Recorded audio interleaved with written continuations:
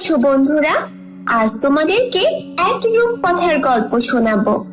Lisa নামে এক মেয়ে ছিল। সে এক সওদাগরের মেয়ে। অনেক ছোট থাকতে মা মারা যায়। আত্মীয় স্বজন বলতে ছিল এক দুষ্ট সৎমা, আর তার ছিল দুটি ডাইনির মতো মেয়ে। লিসার মা যখন মারা যায় তখন তিনি লিসাকে একটা কাঠের পুতুল দিয়েছিলেন আর বলেছিলেন, আমার ছোট্ট মেয়ে, একে কখনো ছেড়ে যেও না, সর্বদা কাছে কাছে রেখো। আর যখন তোমার আপদ বিপদ পড়বে একে কিছু খেতে দিও, তবেই দেখবে এ মানুষের মতো তোমার সঙ্গে কথা বলবে। তখন এর পরামর্শ মতো চলো। এভাবে অনেক বছর কেটে যায়। তারপরে এতদিনে লিসা অনেক বড় হয়ে যায়। সৎমা তার মেয়েদের সঙ্গে মিলে কেবল লিসার অনিষ্টা করতেই চেষ্টা করত। লিসা দেখতে যেমন সুন্দর, তার কথাবার্তা তেমন মিষ্টি। আর সেই সৎমার যে দুটো মেয়ে, তাদের দাঁত যেমন উঁচু, চোখ তেমনি টেরা। গ্রামের এক কিনারায় লিসাদের বাড়ি, আর বাড়ির পাশে প্রকাণ্ড বন। সেই বনের মধ্যে সবুজ মাঠের ওপরে ডাইনি বুড়ির বাড়ি। সেই বুড়ি মানুষ খায়। সুন্দর মেয়েদের ধরতে পেলে তা খুব উৎসাহ করেই খায়। একদিন রাতে দুষ্টু সৎমা তার মেয়েদেরকে বলল, এক কাজ করো, তোমরা দুজন ঘরের আগুনটা নিভিয়ে দাও, তাহলেই তো লিসাকে আবার আগুন আনার জন্য সেই সবুজ মাঠে ডাইনি বুড়ির বাড়িতে পাঠানো যাবে। আর ডাইনি বুড়ি তাকে ধরে গিলে ফেলবে। কেমন মজা, কেমন মজা হবে। যেই এই কথা বলা, অমনি বড় মেয়েটা উঠে ইচ্ছা করে ছাই মাটি চাপা দিয়ে আগুন নিভিয়ে দিল আর সকালে চেঁচাতে লাগলো, এই যা, কি সর্বনাশ হয়ে গেল, আগুন তো নিভে গেল। লিসা, ও লিসা, শিগগিরই ওঠ। বনের মধ্যে সবুজ মাঠ আছে, তার মধ্যে এক বুড়ির বাড়ি, সেখানে গিয়ে আগুন নিয়ে আসো। তার বাড়ির আগুন নাকি কখনো নিভে যায় না। শিগগিরই যাও, দৌড়ে যাও, সেই আগুন নিয়ে এসে দাও।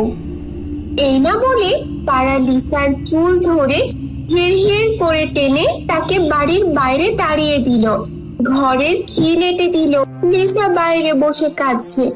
এমন সময় তার সেই ছোট্ট কাঠের পুতুলের কথা মনে পড়লো। তখন সে তাড়াতাড়ি করে কাপড়ের মধ্যে থেকে পুতুলটাকে বের করে তার মুখে একটু খাবার দিয়ে বলতে লাগলো, কাঠের পুতুল, খাবার খাও, আবার তুমি জীবিত হও, আমার সঙ্গে কথা কও। ওরা আমাকে বাড়ির বাইরে ফেলে দিয়েছে। অমনি কাঠের পুতুলের চোখ দুটো জ্বলে উঠলো, চোখ দুটো নড়ে উঠলো। তারপর সে বলতে লাগলো, কাঠের পুতুলের সঙ্গে রয়, লিসামণির কিসের ভয়? তুমি ভয় পেও না, আমি তোমার সঙ্গেই আছি। তুমি সোজা ওই বুড়ির বাড়িতে চলে যাও। কিন্তু আমার খুব ভয় হচ্ছে, এই রাতে আমি সেখানে কি করে যাব? আমার ভীষণ ভয় হচ্ছে, আমাকে যদি আটকে রাখে। কাঠের পুতুলের সঙ্গে রয়, লিসামণির কিসের ভয়? তুমি ভয় পেও না, বললাম তো আমি আছি, তুমি যাও। লিসা চলতে লাগলো। তখন দেখা গেল সবুজ মাঠ, তার ঠিক মাঝখানে ভাঙাচোরা সাদা বাড়ি, তার গায়ে সারি সারি মরার খুলি।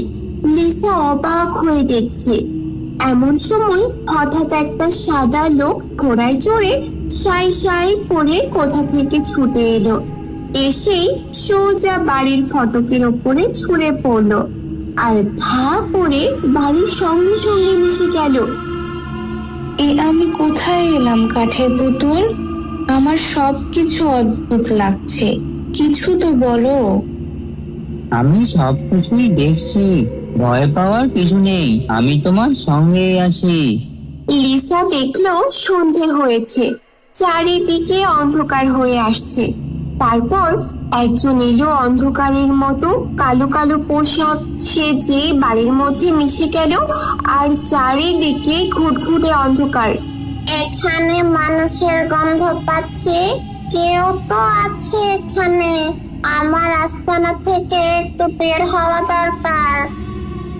তারপর একটা প্রকাণ্ড হাসি দিয়ে নিজে এসে হাজির হয়।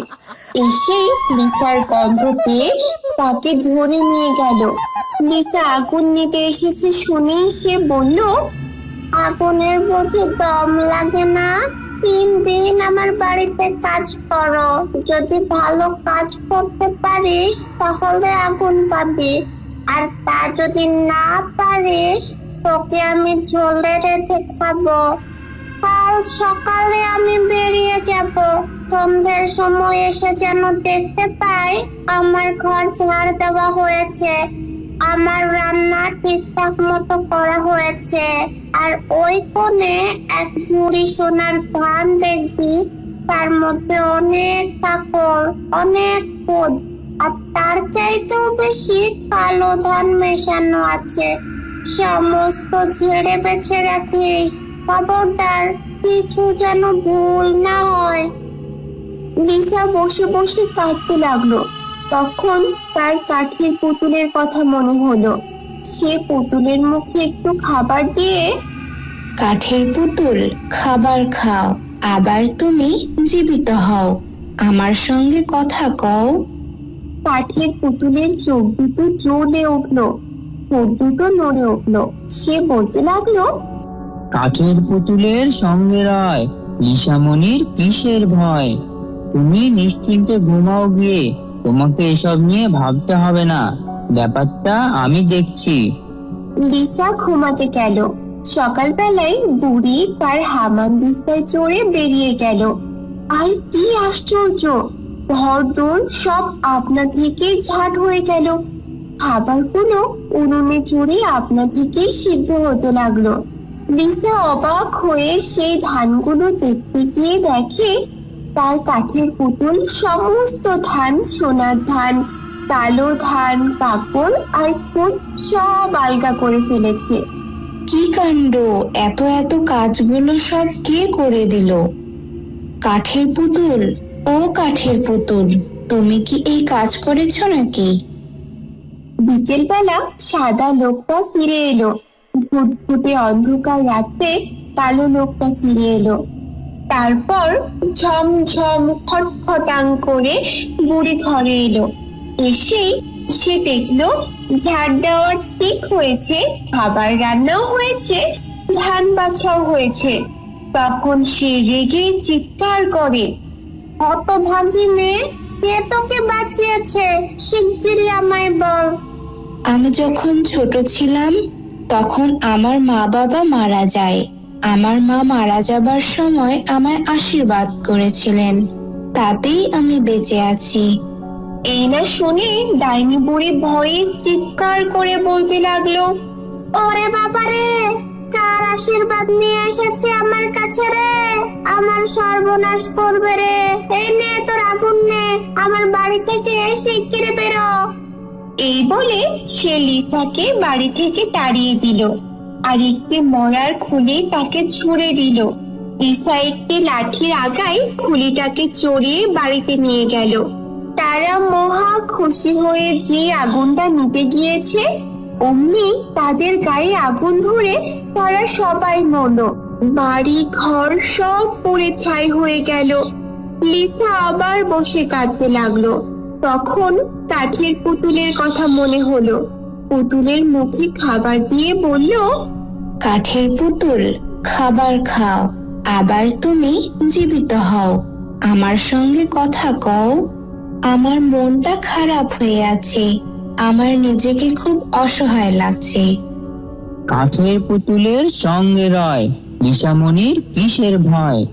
আমি থাকতে তোমার কোনো ভয় নেই। তুমি একটা কাজ করো, তুমি বরং রাজার কাছে যাও, তিনি তোমায় সুখী করবেন। কাঠের পুতুলের কথা শুনে লিসা চলে যায় রাজার কাছে। রাজা এমন চমৎকার মেয়ে কোথাও দেখেনি। তিনি তার কথা শুনবেন কি?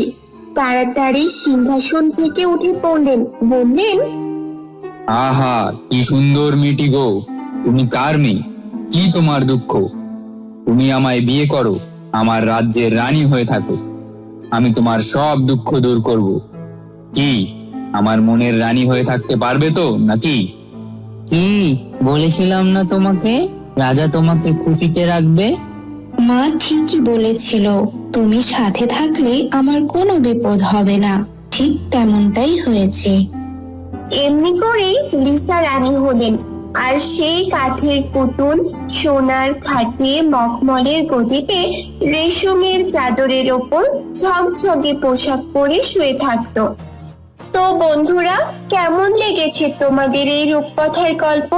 ভালো লাগলে অবশ্যই কমেন্ট করে জানাতে ভুলবে না।